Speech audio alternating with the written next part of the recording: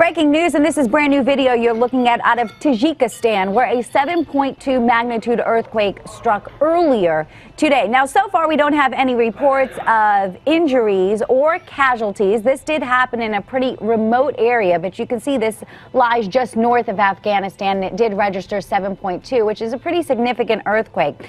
So much so that shakes were felt in Pakistan, India, and Afghanistan. This is obviously something we'll continue to monitor throughout the day.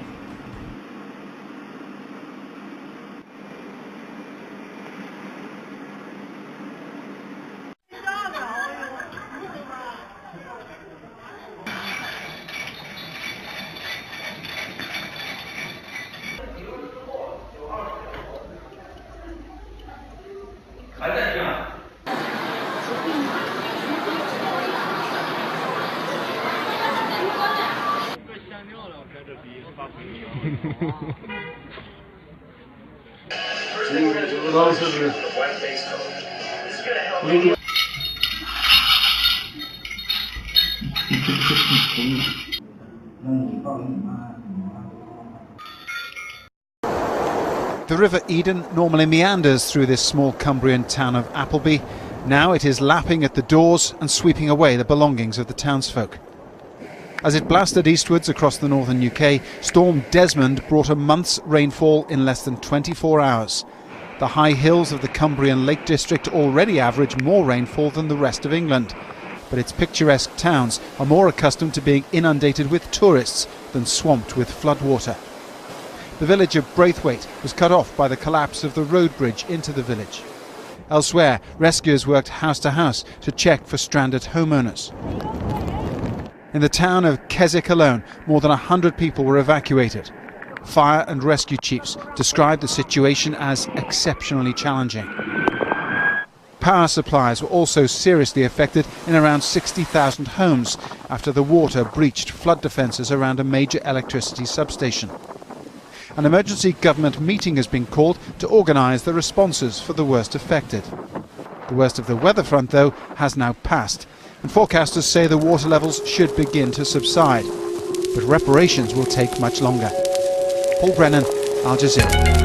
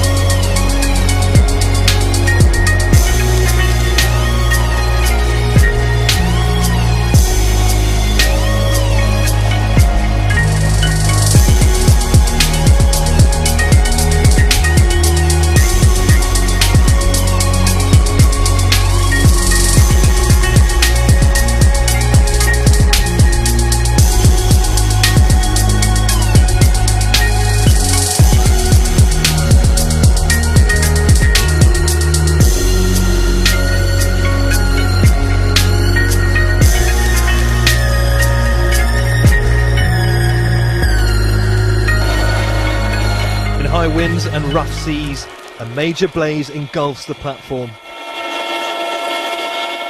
It's believed more than 80 workers were on the oil rig when the blaze started overnight, with some managing to escape into lifeboats. The government's yet to confirm casualty numbers, but an independent report says dozens of people have been killed. The oil rig is owned by Azerbaijan's state oil company, SOCAR. Last year, 14 workers were killed in accidents on SOCAR's oil and gas platforms. The country has some of the richest oil fields in the world. In a separate incident, at least 3 more workers are missing at another oil platform battered by the storm. A rescue operation's been launched. De esta manera quedó la vivienda de un menor de 14 años que falleció por causa del fuerte temporal que azotó tanto a Capital como el área metropolitana en la mañana de este viernes. La muralla lo que se cayó, vino todito hacia acá. Yo me desesperé otra vez por mi sobrino que estaba acá con su señor. Este es un lavadero. Y nosotros muchas veces ya nos fuimos a quejarnos de ello, porque cada vez que llovía nosotros teníamos los inundamientos acá. Su alcantarilla que estaba acá estaba roto y no íbamos y no nos hacía así, no vamos a ir, no vamos a arreglar y nunca vinieron a arreglar. Y ahora nosotros pensamos que la alcantarilla explotó por la cantidad. Recordó que hace apenas una semana la adolescente y su familia se mudaron a 2 piezas ubicadas en la zona del Bañado Norte, conocida como 3 de Mayo, camino al Clumbigua, precisamente para huir de las inundaciones que tomaron.7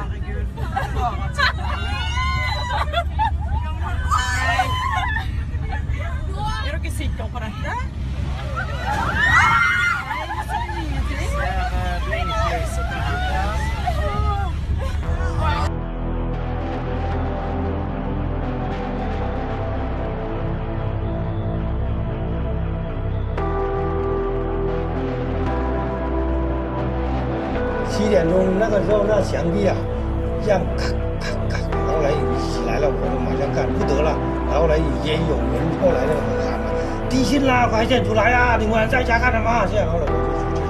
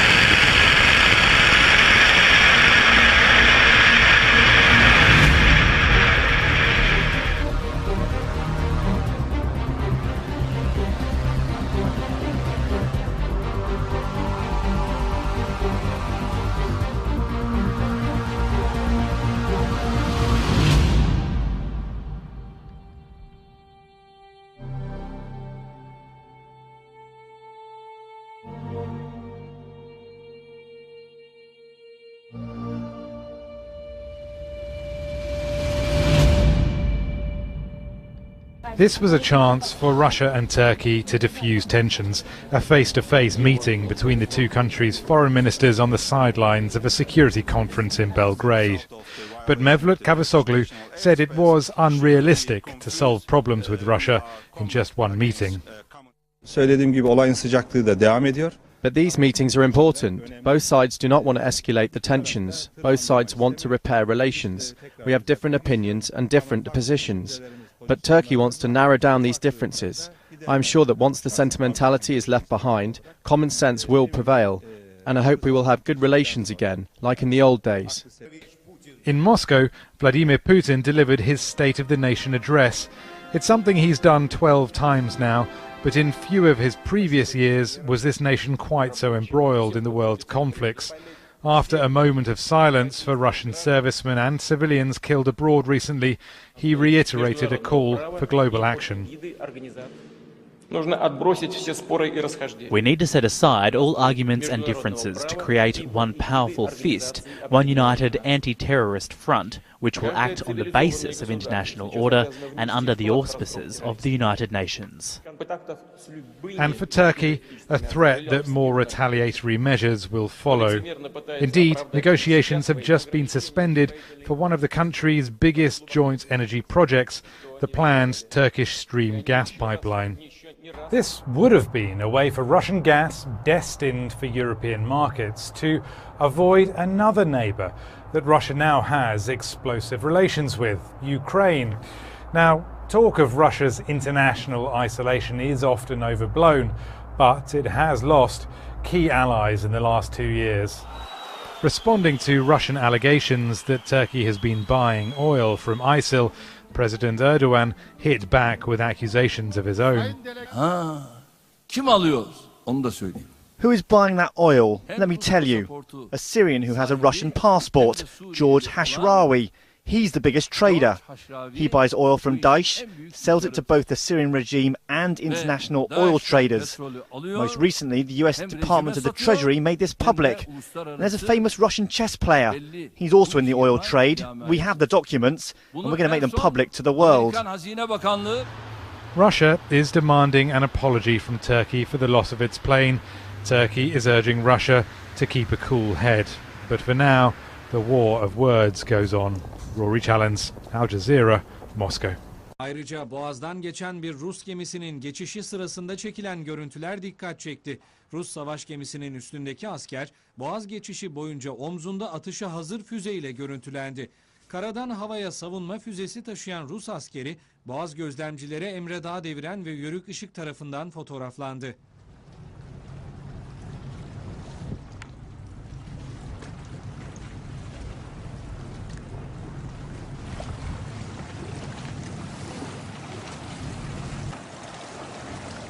Konuyla ilgili açıklama yapan Dışişleri Bakanı Mevlüt Çavuşoğlu füzeli geçişi provokasyon olarak nitelendirdi. Evet, provokasyon var.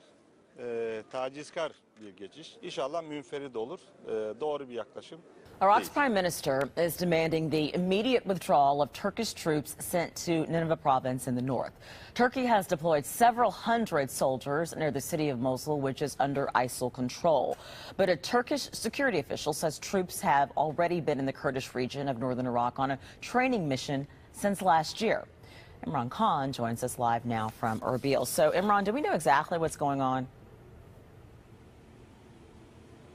Well, I can confirm to you that Ankara has said that a number of troops have crossed over from Turkey into Bashika, that's in Nineveh province, on the outskirts of Mosul. Now, the problem seems to be is that these troops have crossed over under the invitation of Atay al-Nujafi. Atay al-Nujafi is the governor of Mosul. He runs a militia up in that region called the Watani, Hashd Watani, which is literally National Mobilization Front, and it looks like he's invited these people over. What this has done is caused a row between Baghdad and Ankara, and it's yet another row between those two countries. They've been arguing over oil revenues from the Kurdish region for a very long time now. They've also been very angry that there are these trainers who have been invited by the Kurdish and the Sunnis that are living up in the north and seemingly ignoring. Now, what one source has told me that's very close to the Watani Mobilization Front is that there's not this this idea that you can have Iranian-backed militias fighting against ISIL, and that's okay. Baghdad are happy with that. But the minute we ask people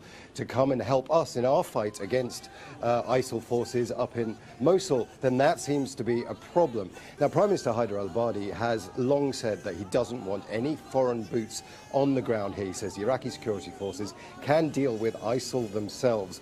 However, that hasn't really translated when it comes to Mosul, and it's seemingly that the governor of Mosul is saying to Baghdad, look, we need some more help, and if the Turks are willing to give it to us, I'm happy to take that help.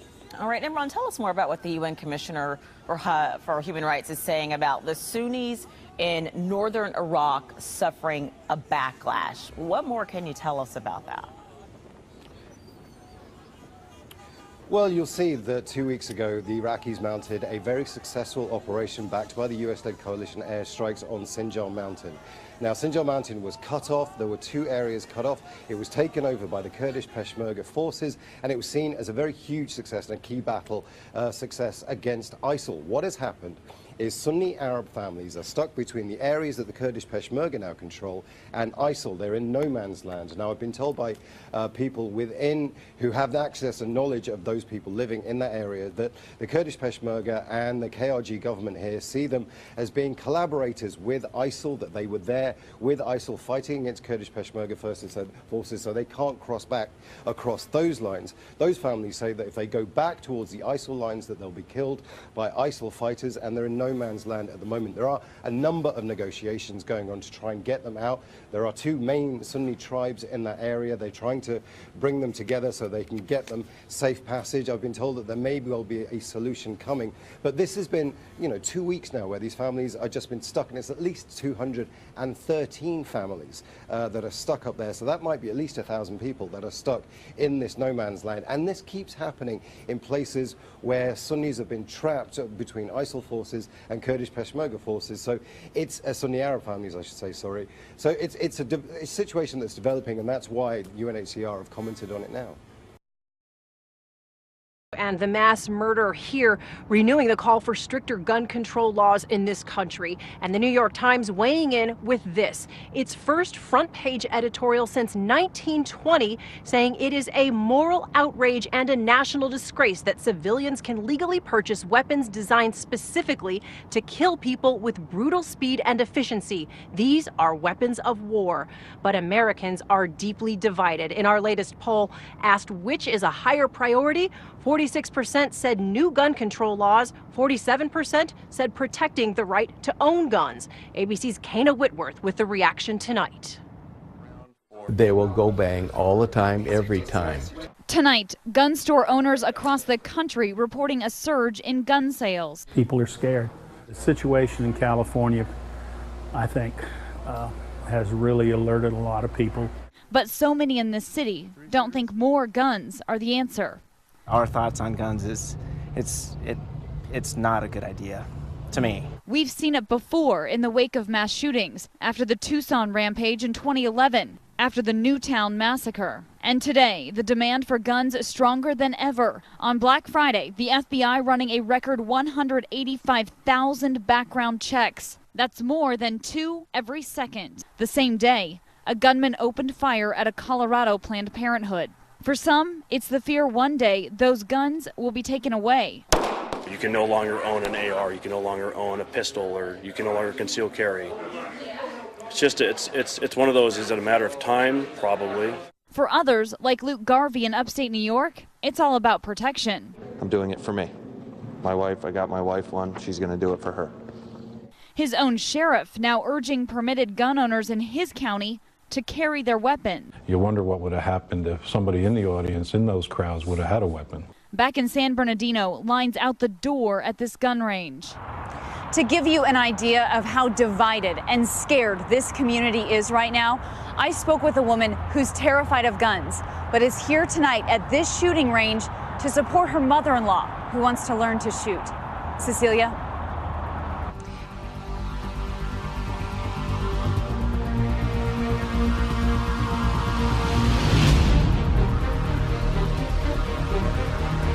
Images, and Brent, it looks pretty bad. Where are you standing right now?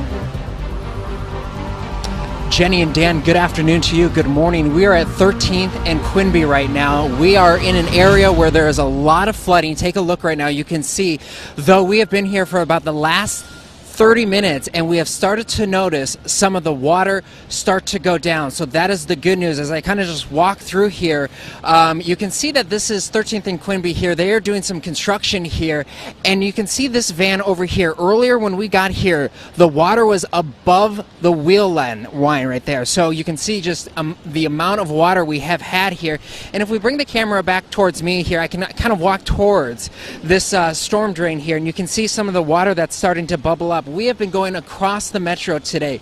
We've seen this problem very frequently. We were earlier on Northwest Burnside Road, and we saw just a river of rocks is the best way to describe all of the debris. Take a look at this car right down here.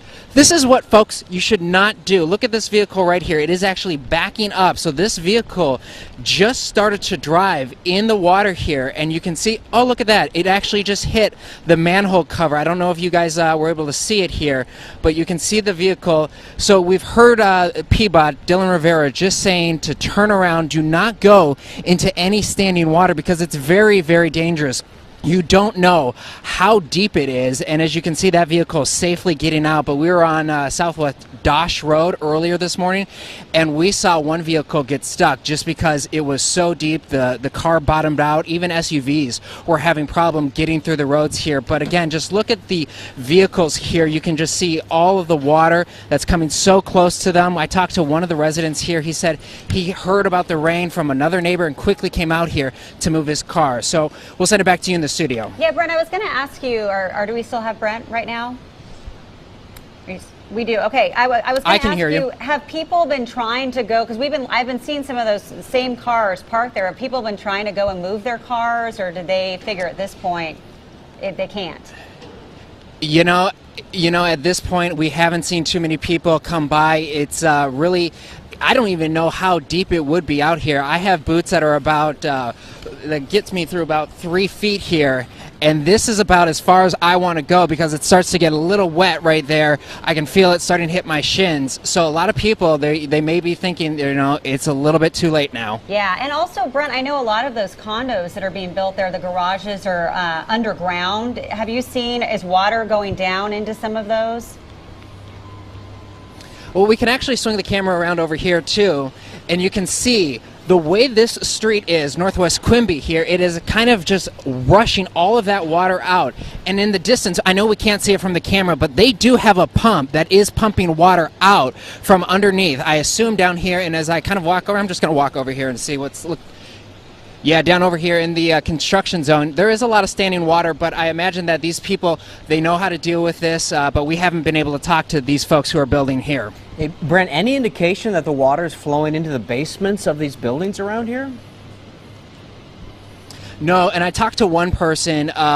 She said she went down into the basement because they have storage there. She said there was no water there yet. So, they're keeping their fingers very crossed here. But as you know, since we started this live report, the water is starting to slowly go up now because there was at a point where I could not see this.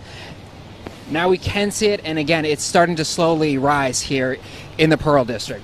All right, Brent, well, thanks for giving us a look at that. Pretty bad there in the Pearl District and really that whole area. You would think there'd be people standing there looking at their cars going, what's going on? But maybe, as Brent said, they've already dealt with it and said, well, what can I do? Right. Go off to work and what you have to do to wait for the water to go back down. Yeah. Okay, Cor Harlan, he's in Gresham, if I understand correctly, the situation out there. He's got an umbrella.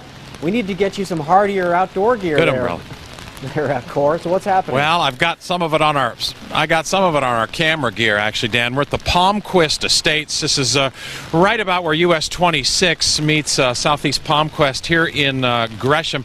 And let me just show you what's going on right here. This is a trailer park that is, a good portion of it is underwater right now. We are sort of in the upper reaches of some streams and tributaries that fall into Johnson Creek right here.